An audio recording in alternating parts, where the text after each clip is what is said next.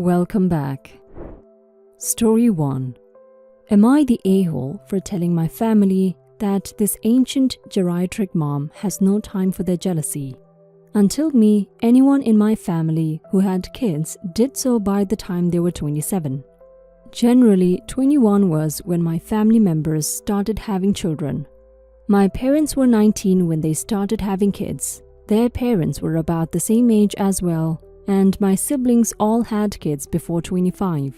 They also finished having children in their 20s, and they are very conscious of that. I, 39 female, was the exception. I wasn't married or having kids in my 20s. This was something my family all highly judged me for because they knew I did want to have children. They all told me I was going to be so ancient when I had them, and they made a big deal about me being too old for having children and not being fair to the kids because I'll be old while they'll still be young, and how much better it is to be active and capable of running around after them and to be the active grandma when they have kids, etc.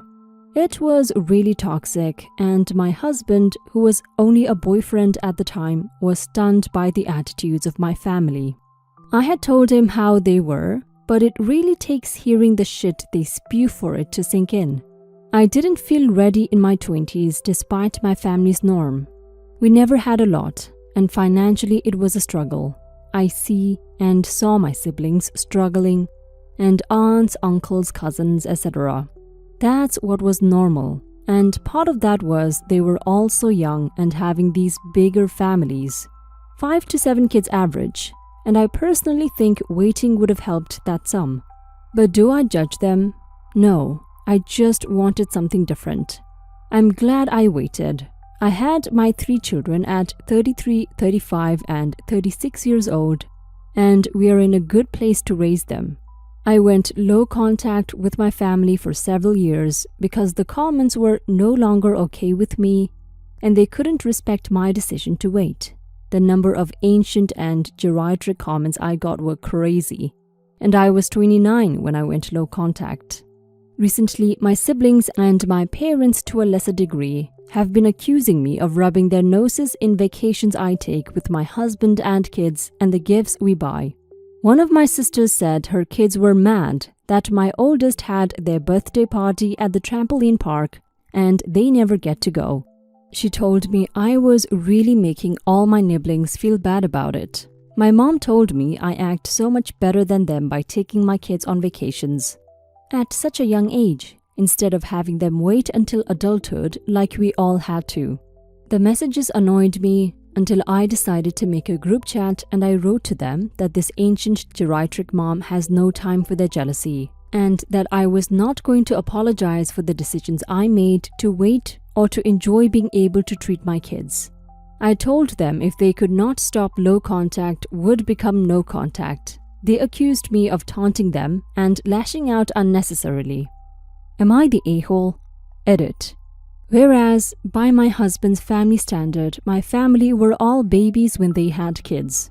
My in-laws were a bit older than us when they started having kids.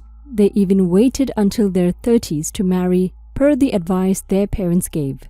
Mother-in-law went from counting down the days to 30 so she could get engaged to saying she couldn't imagine being married in her 20s, after living more life and realizing how young she was and how much she grew and changed in her 20s. Just like my husband and I, my in-laws were together through most of their 20s. On another note, I feel like so many people are weird about relationships lasting longer than 2 or 3 years without being engaged. That's so weird to me, but I see it online a lot, where people are freaking out about men cheating or using their girlfriends because they don't propose ASAP. It's also a choice my family makes to keep looking at photos of stuff we do that I post online. That's how they know about most of this stuff. I don't tell them every single thing we do, and part of the reason is I know they can't do that stuff, and we didn't get to do this stuff as kids. I have loved giving my kids the stability and fun I missed out on. You're not the a-hole OP. Your family is just filled with jealous, judgmental a-holes. I understand that they had this tradition going on where they gave birth to children early, but that doesn't mean they should expect everyone to follow it blindly. You actually thought about what would be best for you and your children, and you decided to scrap the tradition and wait. What's so wrong with that? What's wrong with someone pausing and thinking for a second and deciding the tradition is not for them? You didn't deserve any of the negative comments thrown at you. Your family members are a-holes, and their jealousy just shows that they're bitter about not thinking hard and following the tradition blindly. Now for some comments. You are the crab that managed to leave the bucket. Now the other crabs are demanding that you live as if you were still inside it, because it makes them feel bad to see how much better off you are out there. You're not the a-hole and never will be one for living your best life with your children. Keep it up and ignore the peanut gallery. Just be ready for when they change tax and demand that you have to finance the same lifestyle for their grandchildren, so it is not unfair. Not the a-hole. You did the right thing by waiting until you were ready and happy to have children, instead of rushing having them due to some arbitrary age. Having children is the decision made between you and your partner, not your family. It does sound like your family is jealous of you, but that's due to their decisions, not yours. Their jealousy is their problem to deal with.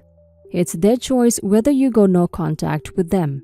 All they have to do is start being more respectful towards you. Time will tell whether they can get over themselves long enough to do that. Not the a-hole. How dare you not start pumping out babies before your frontal lobe is fully developed? How dare you take your children to activities that we can't afford for our own kids because we had them before we were financially stable? You were supposed to be young, broke parents like the rest of us. Your family didn't make the best choices, and now they're mad you aren't suffering the consequences along with them. Cut them off. They sound absolutely miserable to deal with. I really hope the nibblings follow your example and wait. Story 2. Am I the a-hole for going on a trip after my girlfriend was uninvited? Back in March, my best friend, BFF, started planning a trip to Costa Rica to celebrate her graduation in May. I asked BFF if my girlfriend could come. Best friend said, of course. When I told girlfriend about the trip, she was really excited. Best friend and I have been BFFs for 3 years. I should say that girlfriend and I are just dating. We are basically a couple and are exclusive. But neither of us has wanted to commit to the boyfriend-girlfriend label. I call her girlfriend here, but technically she isn't. We've been together 1 year. In mid-April, BFF told me she didn't want girlfriend to go on the trip anymore. I was devastated. I knew girlfriend would not take it well. BFF cited girlfriend's indecisiveness and inability to go with the flow sometimes as reasons.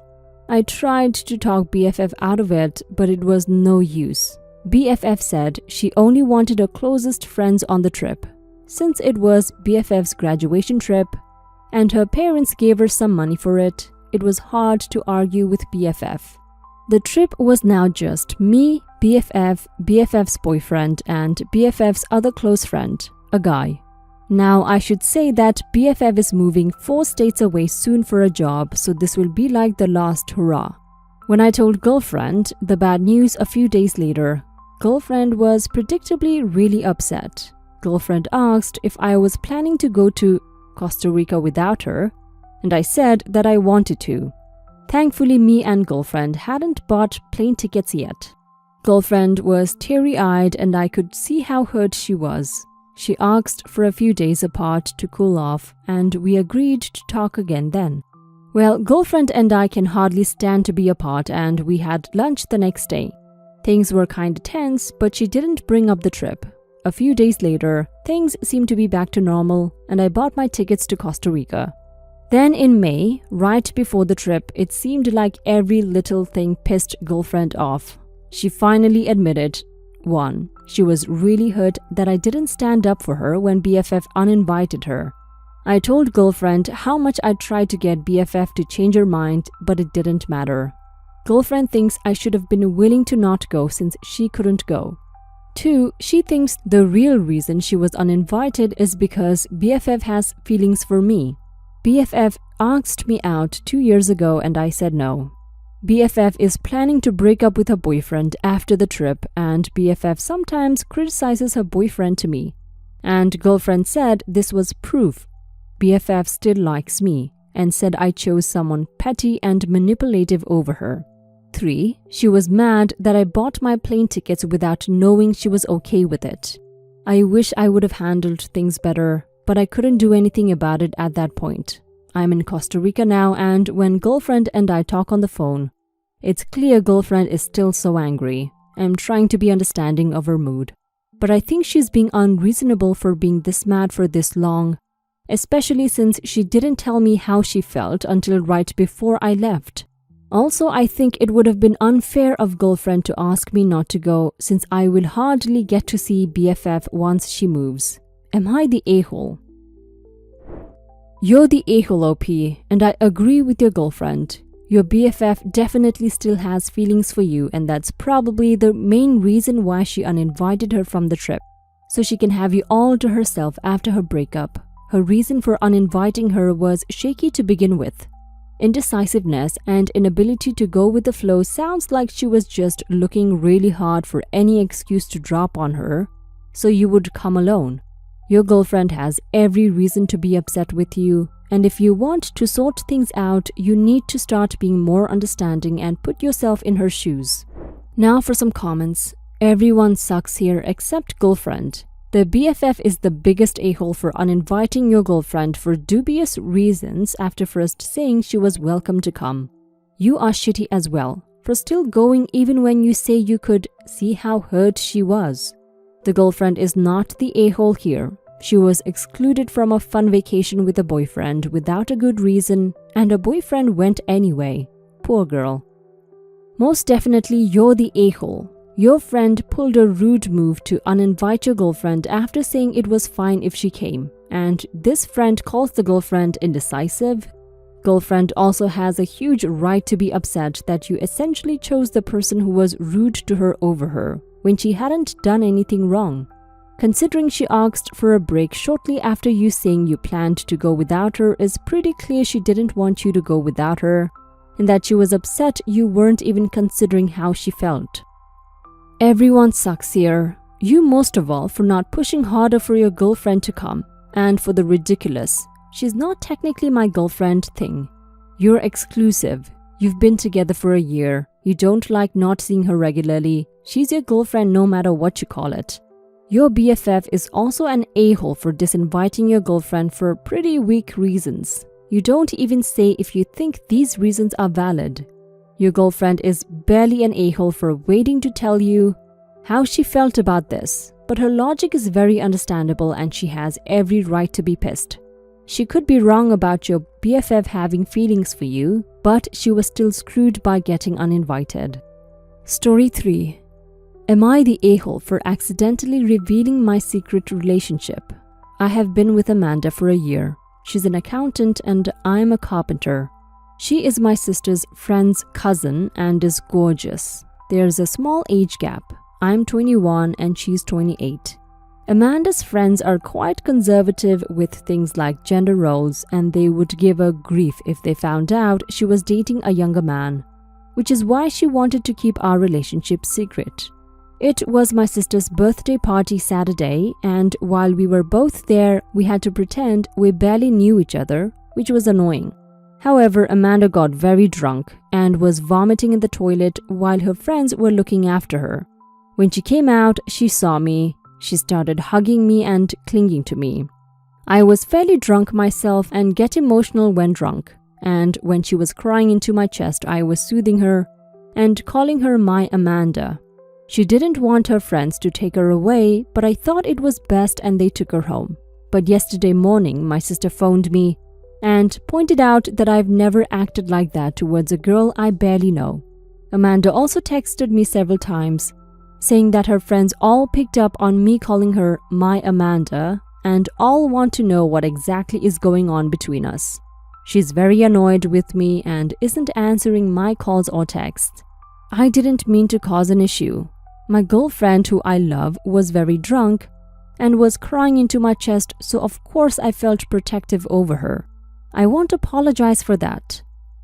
Now for some comments. Ooh, this is going to be hard. You are not a boyfriend. Boyfriends are not secret a year on or ever at all. She's keeping you a secret so she never has to actually date you, which always involves becoming part of the rest of a person's life. I want to assign you some blame for typing out your story without realizing how obvious this game is, but I won't. I will apply the a-hole label only to the disingenuous girlfriend, not the a-hole. Not the a-hole. She's hiding you after a year. That's messed up if no one is cheating. And it may not just be an issue with the age difference. It could be that either she's afraid of what her friends will say about her dating a carpenter or that she's ashamed herself.